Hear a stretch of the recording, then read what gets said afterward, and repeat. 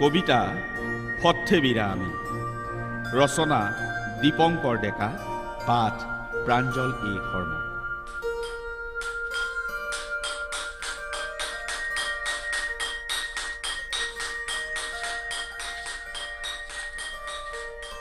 আমি সৰ্থেবীৰা কাহাকো বচলি কৰ্মকে ধৰ্ম বুলি বৰেৰ পুৱাই উঠি হাতী লওঁ তুলি।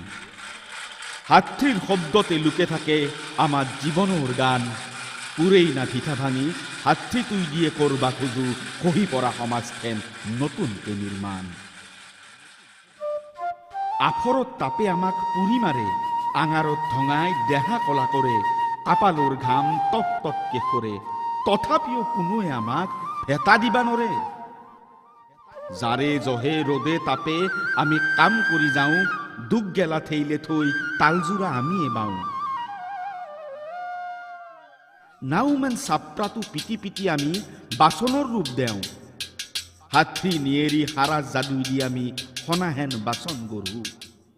দেহাত তেজ পানী কৰি দেশ আৰু সমাজক লগি কৰি যাওঁ কাম, তথাপিও কিয় নাপাওঁ আমি আমাৰ তেজৰ দাম।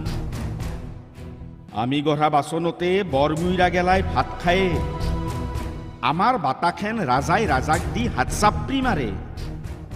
তেনেহলে তাহুং আমাক পাবা লগা খেনিৰ পৰা কিয় বঞ্চিত কৰে। ভাই আহোঁ মিশ্ৰা যদি ভাল গঢ়ি যাওঁ কাঁহী বাতি বাটা আৰু বিধে বিধে তাল। জনজনে তাল বাজে আমাৰ তেজৰ মূল্য নেদা বৰমুইৰাৰ বৰ ভিঠা কৰো তাল ফাল। আমি আৰু সহি নাথখো সুখন তাহাৰ, হাত আৰু হাতৃৰ বলেদি পাৰ হবা পাৰো আমি দুখৰ পাহাৰ। আমি সৰ্থেবীৰা কাহাৰ, আমি সৰ্থেবীৰা কাহাৰ।